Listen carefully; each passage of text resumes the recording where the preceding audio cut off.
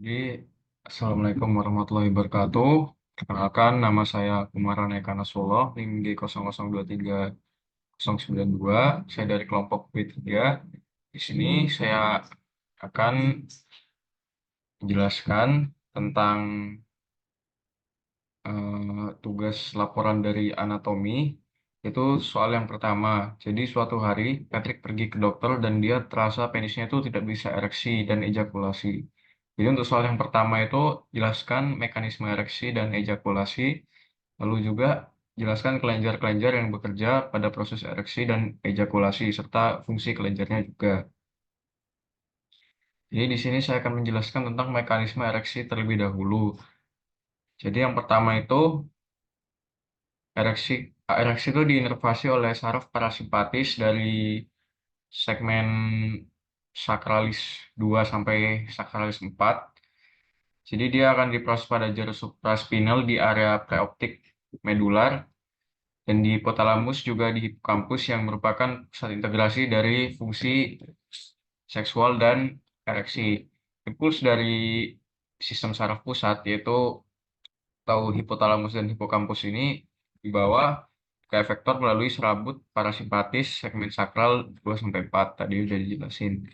Nah, untuk mekanismenya itu ereksi ini awalnya dia kan mendapat stimulus di sistem saraf pusat. Jadi dia akan men-trigger si arteri profunda penis yang nanti bercabang jadi arteri cavernosa. Dia akan mendilatasi bagian dari corpus cavernosum. Nah, setelah dia mengalami dilatasi, dia jadinya akan kayak kan dia terisi darah, jadinya dia akan tambah besar dan juga tambah padat. Nah, karena dia tambah padat dan ingin dipertahankan agak lama, ini dia menghimpit dari vena dorsalis penisnya agar darahnya itu tidak keluar. Jadinya penisnya itu tetap mengalami ereksi. Nah, untuk selanjutnya itu mekanisme ejakulasi. Untuk mekanisme ejakulasinya sendiri itu dia adalah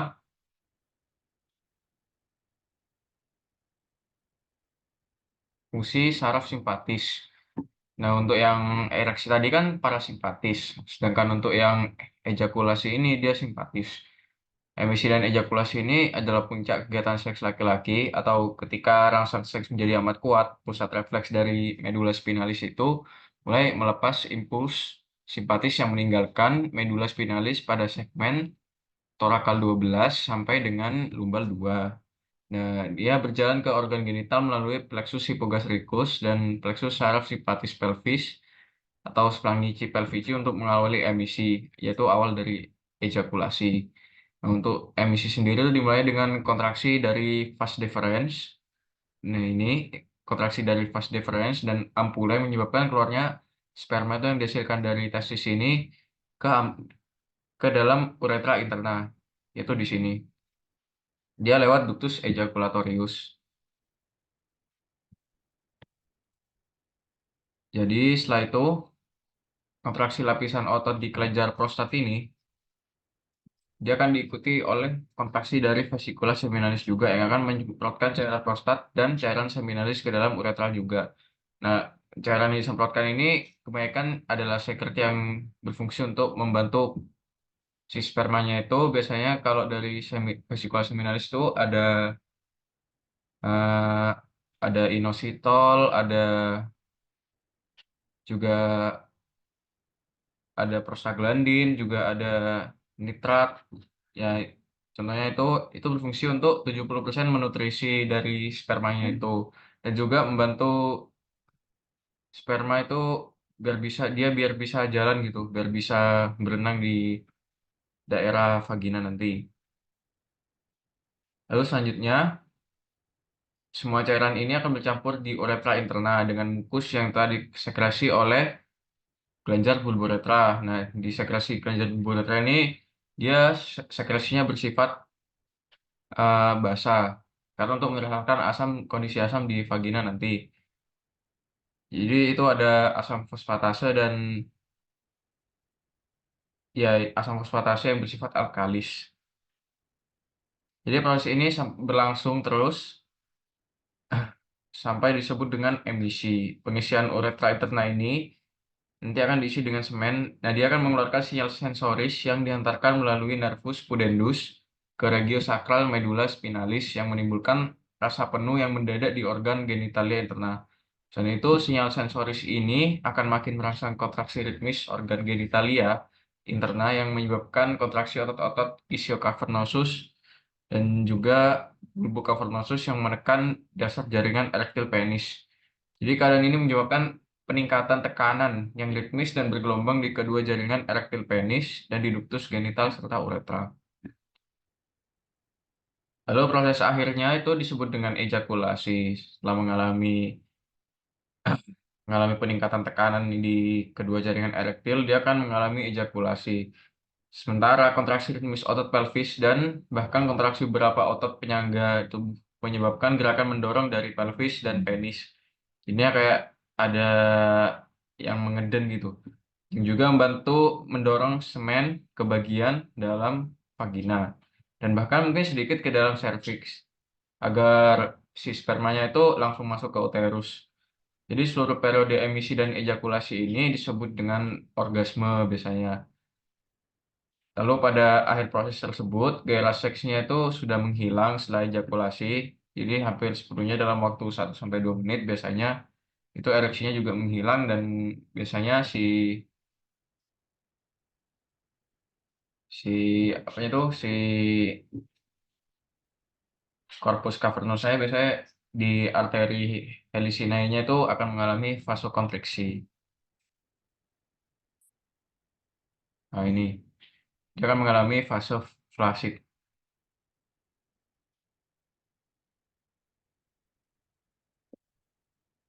Lalu untuk selanjutnya ini ada glandula Schoserianya yang membantu proses emisi dan ejakulasi tadi. Yang pertama itu ada vesicula seminalis, dia letaknya di superomedial dari prostat, posteromedial dari prostat. Ya dia ini fungsinya tadi udah dijelasin, dia akan menghasilkan eh, sekret yang nanti akan membantu untuk menutrisi testis agar testisnya tuh lebih siap gitu. Lalu selanjutnya itu ada kelenjar prostat. Nah, ini di prostat ada yang di bagian dilihat dari anterior, lalu dari lateral, juga dari superior.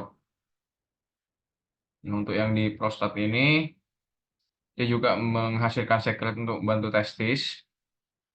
Eh, tentunya ini prostat ada bagiannya di lobus anterior, ada lobus lateral, ada lobus posterior juga. Untuk yang biasanya dia terkena benigna hiperplasia itu dia di zona transisionalnya atau terutama di lobus anteriornya. Untuk biasanya cara pengecekannya itu dia dengan menggunakan rectal 2C atau misal dia terjadi penyempitan atau misal terjadi CA prostat di daerah zona sentralnya maupun di perifernya dia harus eh, dilakukan itu namanya apa? Proses TURP atau transurethral resection prostat agar dia bisa buka jalan buat uretranya ini. Nah, selanjutnya itu ada glandula bulbolateralis, dia letaknya di diafragma progenital. Dia fungsinya untuk tadi menghasilkan sekret yang bersifat mukus. Dia menghasilkan asam fosfatase yang bersifat alkalis yang nanti akan menetralkan asam di vagina. Dia akan bermuara di uretra pars spongiosa. Jadi lanjut ke soal nomor 2. Jadi di sini ada Nyonya Puff baru saja menikah dengan Tuan Craig. Mereka menginginkan anak dari hasil pernikahan mereka dan sudah mengusahakannya. Jadi di sini jelaskan mekanisme fertilisasi hingga implantasi embrio pada proses pembuahan. Nah, untuk mekanisme ovulasinya sendiri, dia awalnya kan dari perkembangan folikel, lalu dia akan lepas dari ovarium dan dia akan keluar lewati dinding ovarium yaitu di epitel glandativumnya. Jadi dia akan keluar dan ditangkap oleh fibrillae. Nanti di fibrillae dia akan menuju ke ampula, baru di sini akan terjadi fertilisasi. Nah, untuk di ovariumnya sendiri yaitu awalnya kan dari folikel primordial. Dia folikel primordial lanjut ke folikel primer, dia akan berkembang ke folikel sekunder, tersier, baru dia akan menjadi folikel de Graaff. Nah, di folikel de Graaff ini dia yang akan nanti lepas dari ovariumnya. Nah, jika dia mengalami pembuahan atau fertilisasi di ampula, nanti sisa dari folikel de Graaff itu dia akan membentuk corpus luteum gravidarum. Sedangkan jika dia tidak mengalami pembuahan, dia akan membentuk corpus luteum eh, menstrualis. Jadinya nanti mereka sama-sama menjadi corpus albicans. Itu yang cuma berisi jaringan-jaringan kolagen. Jadi proses fertilisasinya gimana? Yaitu awalnya nanti kan spermanya itu masuk masuk dari vagina, lalu akan lanjut ke uterus. Nah, dia akan masuk lagi ke tuba uterina lewat ismus, terus dia akan lewat ampula. Nah, di ampula ini dia akan ketemu dengan ovarium. Nah, ekor spermanya ini yang digunakan untuk bergerak bagi penetrasi akhir ovumnya nanti, dia akan membuahi si ovumnya nanti. Jadi sebuah sperma itu mula-mulanya harus melewati corona radiata. Corona radiata dan zona pellucida yang mengelilingi sel telurnya. Jadi enzim-enzimnya yang ada di helmnya sperma itu, ujungnya sperma, kepala sperma maksudnya akrosom yang terpajang ketika membran akrosom pecah setelah berkontak dengan corona radiata. Mengikat sperma ini membuat saluran menembus sawar-sawar dari zona pellucida tersebut. Jadi sperma ini dapat menembus zona pellucida hanya setelah dengan berikatan dengan reseptor di ovumnya itu. Itu reseptornya namanya fertilin. Jadi suatu protein yang dapat di membran plasma sperma. Berikatan dengan integrin dari ovumnya. Suatu jenis molekul perekat sel yang menonjol dari permukaan luar membran plasma itu fertilin sama integrin. Jadi cuma sperma dan ovum ini yang misalnya yang sperma ini yang dapat menembus ovum dengan menggunakan protein tadi fertilin dan integrin.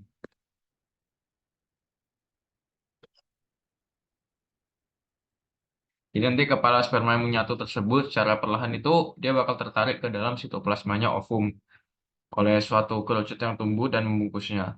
Jadi ekor sperma itu bakal lenyap. Jadinya kepalanya itu yang masuk ke dalam ovumnya dia akan bawa informasi genetik yang penting.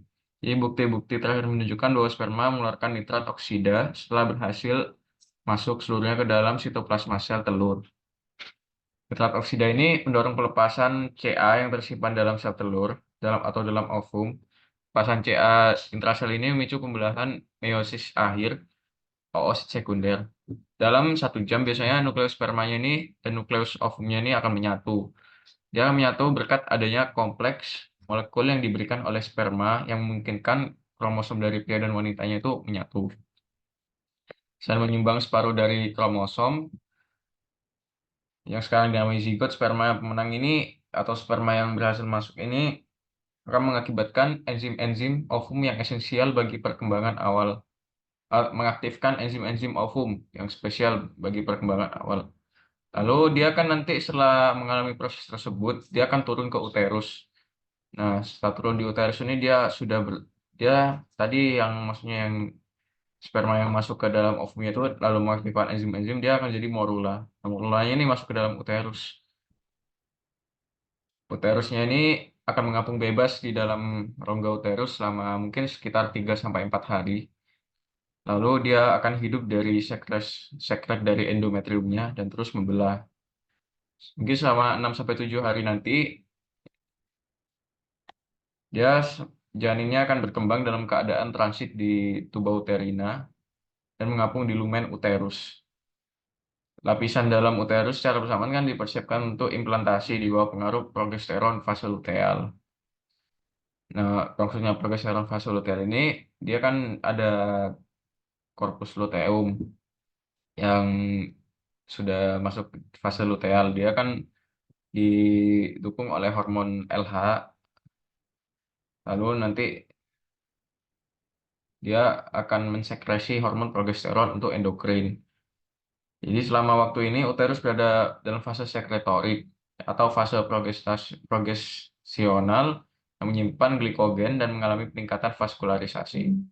Terus selanjutnya implantasi. Jadi modular itu nanti akan berlanjut jadi blastokista. Di blastokista ini akan mengalami implantasi di endometrium.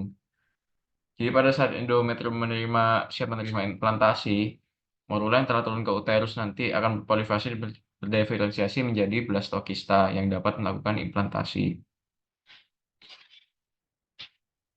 Nah, blastokista itu adalah bola berongga berlapis tunggal. Dia terdiri dari sekitar 50 sel mengelilingi sebuah rongga sisi cairan dengan suatu massa sel padat, sel-sel berkelompok di satu sisi. Maksudnya massa padat ini dia dikenal dengan massa sel dalam atau yang berkembang sebagai janin itu. Untuk sisanya itu tidak bentuk janin tapi memiliki peran suportif selama kehidupan di dalam uterus. Lalu lapisan tipis yang keluar itu trofoblast, dia akan melaksanakan implantasi dan kemudian berkembang menjadi plasenta di bagian janin. Implantasi ini dimulai ketika setelah berkontak dengan endometrium, sel-sel trofoblastik yang menutupi massa sel dalam mengeluarkan enzim-enzim pencerna protein. Lalu trofoblast ini melakukan fungsi ganda, yaitu yang pertama menyelesaikan implantasi dengan membuat lubang di endometrium untuk blastokistanya, lalu kan menyediakan bahan mentah dan bahan bakar metabolik untuk janin yang akan berkembang sewaktu di tonjolan endometrium.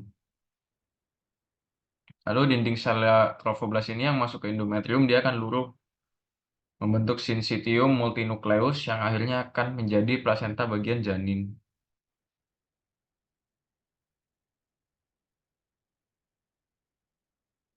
Lalu lanjut untuk soal nomor 3. Jadi di sini ada SpongeBob, dia berobat ke dokter karena mengalami masalah saat buang air kecil. Dia mengeluh pipisnya itu yang keluar sangat sedikit sejak 5 hari yang lalu. Di sini saya akan menjelaskan tentang jalur perjalanan urin pada traktus urinarius dan juga jelaskan mekanisme proses berkemih. Jadi pertama di sini untuk organ-organnya terlebih dahulu.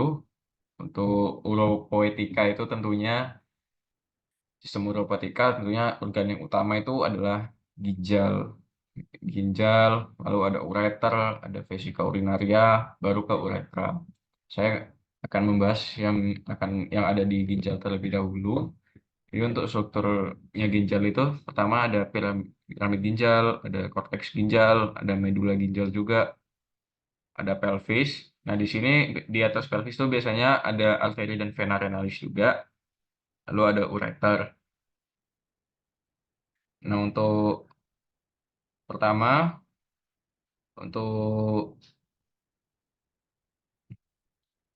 jalanan urin awalnya itu dia kan awalnya dari darah dia. Oh ya, mohon maaf lupa. Untuk yang di korteks ini kan dia ada nefron. Nah, nefron ini isinya ada Pusculum malpighi, isinya itu ada kapsula Bowman dan glomerulus, lalu ada tubulus proximal, tubulus distal, dan juga ductus colligans atau ductus collectivus. Nah, awalnya nanti itu darah akan datang dari arteriol afferent.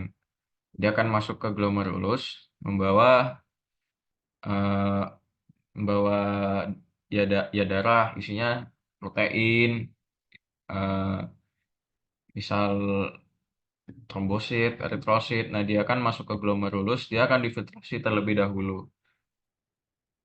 Nah, untuk di glomerulusnya ini sebenarnya ada sel-sel endotel fenestrata. Dia yang berfungsi untuk menyaring darahnya nanti. Nah, dia akan menyaring zat-zat yang dengan bermuatan positif atau dia zatnya muatannya kecil. Nah, misal dengan yang muatannya negatif atau muatannya besar, dia tidak bakal masuk ke infiltrasi sini. tapi nanti akan difiltrasi di tempat lain, biasanya dia direabsorpsi di tubulus distal nanti, misalnya seperti protein, contohnya albumin, dia nanti akan mengalami peristiwa pinositosis atau endositosis di tubulus distal. Sedangkan sisanya itu kayak asam amino, glukosa, terus kreatinin, dia bakal lolos terfiltrasi di glomerulus. Lalu lanjut setelah difiltrasi di glomerulus, nah untuk zat-zat yang nggak digunakan ini, dia akan lanjut ke arterial efferent. Lalu setelah di arterial efferent ini, dia kan masih mengelilingi tubulus proksimal sama tubulus distal. Nah, kemungkinan di tubulus proksimal sama distal ini terjadi reabsorpsi dari arterial efferent ini. Biasanya prosesnya itu namanya dia pakai transport aktif maupun pasif. Dan juga bisa difusi dan osmosis juga. Oh ya, untuk transport yang aktif itu dia biasanya membutuhkan ATP, untuk yang pasif itu dia tidak membutuhkan ATP. Nah, setelah filtrasi nanti akan ada reabsorpsi. Reabsorpsi ini akan berlanjut di tubulus proksimal dan distal. Nah, ini kan setelah difiltrasi dia baru jadi urin primer. Nanti dia akan lanjut ke tubulus proksimal, direabsorpsi lagi. Misal dia masih ada zat-zat yang dibutuhkan, seperti contohnya asam amino dan glukosa kan tadi lolos filtrasi. Dia kan masih dibutuhkan, jadi bakal direabsorpsi di sini. Kalau asam amino sama glukosa itu dia diserapnya pakai transport aktif biasanya. Lalu untuk elektrolit juga bisa diabsorpsi kembali. Seperti contohnya natrium dan kalium, dia biasanya nggak pakai transport aktif, pakai transport pasif, yaitu pakai pompa natrium kalium. Lalu lanjut setelah jadi urin primer masuk ke sini jadi urin sekunder dan akan masuk ke tubulus distal. Tubulus distal ini dia direabsorpsi kembali. Contohnya misal ada zat-zat yang bersifat asam atau basa, dia bakal direabsorpsi kembali di sini dan dia bakal dimasukin ke lumen darah. Dia juga di sini terjadi pengaturan asam dan basa. Lalu setelah urin sekunder baru dia akan menjadi urin sesungguhnya yang hanya mengandung kreatinin mungkin dan urea, zat-zat yang tidak dibutuhkan oleh tubuh, dan masuk ke ductus colligentes atau ductus collectivus. Dan di sini juga terjadi pengaturan asam dan basa. Nah, setelah itu masuk ke ureter. Setelah masuk ke ureter, dia akan masuk ke vesika urinaria. Nah, dia akan ditampung di vesika urinaria ini. Nah, di vesika urinaria ini dia ureternya akan masuk secara oblik, tidak lurus. Karena mengapa? Karena dia fungsinya untuk mencegah reflux dari vesika urinarianya kembali ke ginjal. Jadinya urinnya itu nggak balik lagi gitu. Jadi makanya dibentuk secara oblik masuknya, jalur masuk ureternya. Nah, dia masuk, jadi terus nanti ini di struktur di vesika urinarianya itu nanti ada plika interureteralis, lalu nanti ada penonjolan juga. Nah, dia di sana di vesika urinaria juga bakal dilapisi dengan musculus detrusor. Nah, dia akan bekerja di fungsinya itu kerja oleh saraf parasimpatis. Sedangkan di sphincter uretra internumnya ini dia kerjanya sebagai simpatis. Nah, untuk yang bekerja sebagai parasimpatis itu dia kan fungsi untuk kontraksi musculus detrusor untuk mengosongkan vesika urinaria ini. Nah, dia ada di segmen sakral 2 sampai 4, sedangkan yang simpatis ini dia ada di segmen torak 11 sampai lumbal 2. Lalu nanti akan lanjut ke uretra. Di uretra ada 3 pars, yaitu ada 4 pars, ada periprostatika, ada pars prostatika, membranosa, dan pars spongiosa atau cavernosa. Nah, untuk di uretranya sendiri, di tunika mukosanya itu dia ada kelenjar litre. Nah, kelenjar litrenya ini biasanya dia fungsi untuk menghasilkan sekret juga atau kayak sebagai lubrikasi buat si sperma dan urin ini. Nah, setelah itu udah urin akan keluar lewat ostium uretra externum di penis. Ya, Jadi itu saja selebihnya. Kalau ada kurang mohon maaf. Terima kasih. Wassalamualaikum warahmatullahi wabarakatuh.